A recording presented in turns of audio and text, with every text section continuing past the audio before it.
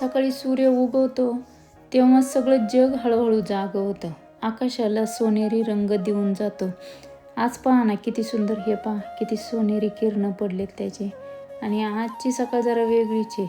लय सुंदर असं वातावरण तयार झालंय आकाशात. लय छान.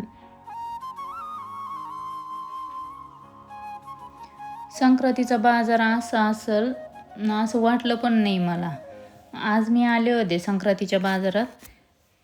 सण आला की बाजारात एक वेगळीच रौनक असते बरं का. ती आज मी तुम्हाला दाखवणार आहे. आता हे पहा, हे सुगडी, पण आमच्या तिकडं खण म्हणतात बरं का याला. तो बारीक बारीक येतं तुळशीचा खण आणि ते मोठाले.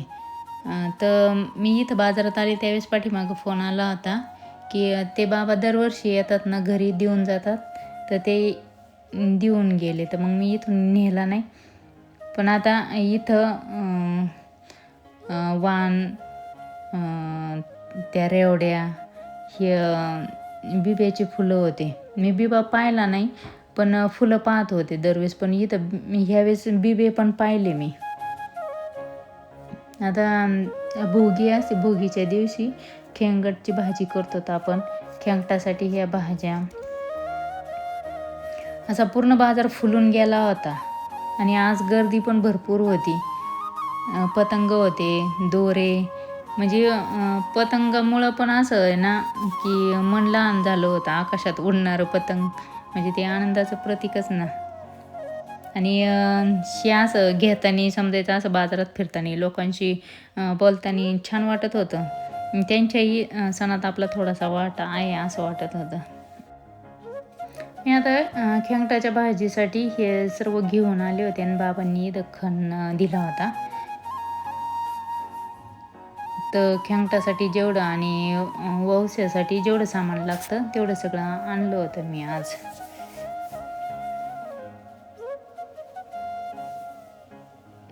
तर बाजारातून आले त्यावेळेस संध्याकाळ झाली होती. आणि इथून पुढचा मी खेंगटाची जी भाजी केलेली आहे तो दुसऱ्या दिवशीचा आहे व्हिडिओ. तर खेंगटाची भाजी मी कशी केली ते तुम्हाला दाखवणार आहे. आता 2 पद्धतीने केल्या जातात बरं का. एक आपलं शेंगदाण्याचा कूट टाकून पण केला जातो आणि दुसरा आपलं काळी भाजी पण केली जाते काळ्या मसाल्यातली.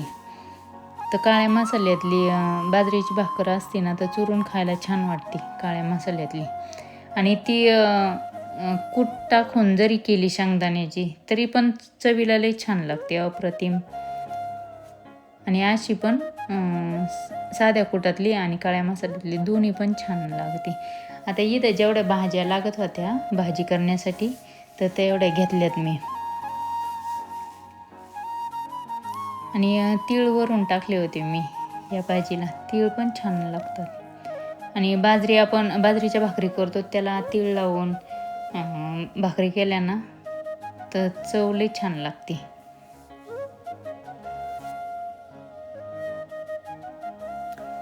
इथं मी सगळ्या भाज्या स्वच्छ धुवून कापून घेतल्या बरं का. आणि एका कढईमध्ये तेल टाकून कांदा, खोबरं भाजून घेतलं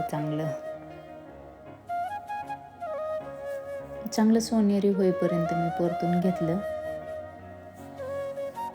आणि मी आज आहे ना शेंगदाण्याचा कूट घालून टाकणार होते, तर मग शेंगदाणे पण वरून टाकले याच्यात, ते पण भाजून घेतले.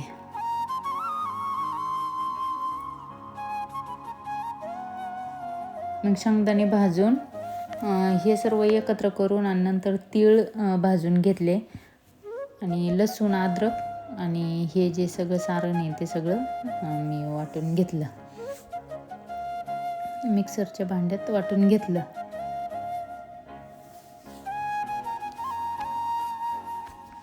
तिळाचं खूप सारं महत्त्व आहे बरं का. आणि तिळ असे पण खाल्ले पाहिजे लेडीजने. हातपाय दुखत नाही, हाडं मजबूत होतात.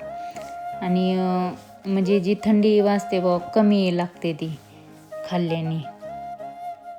आपण नाही का थंडीत तिळगुळाचे लाडू खातो, म्हणजे तीळ शरीराला चांगले असतात, उष्णता वाढते.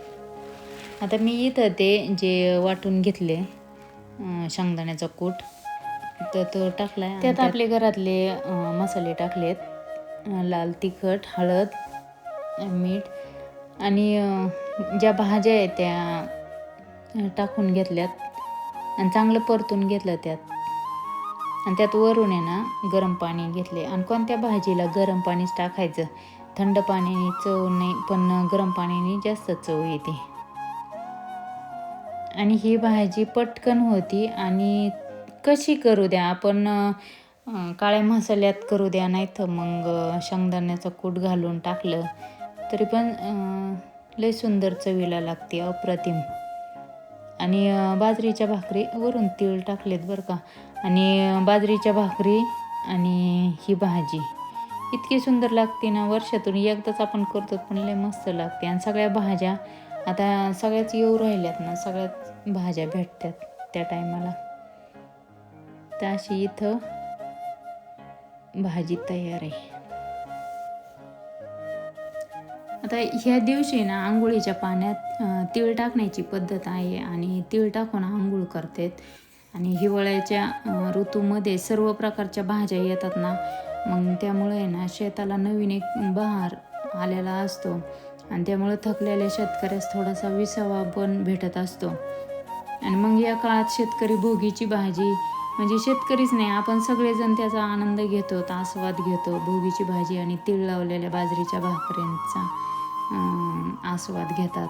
आणि या भाज्यामधून आहे ना उष्णता घेऊन शेतकरी पुन्हा वर्षभर शेतात काम करण्यास तो सज्ज होतो असं म्हणतात. आणि आपल्याला पण आहे ना ही भाजी खाल्ल्याने ना उष्णता वाढते. आणि इथून पुढं मग तीळ संक्रांतीनंतर तीळ उष्णता वाढते आणि थंडी कमी.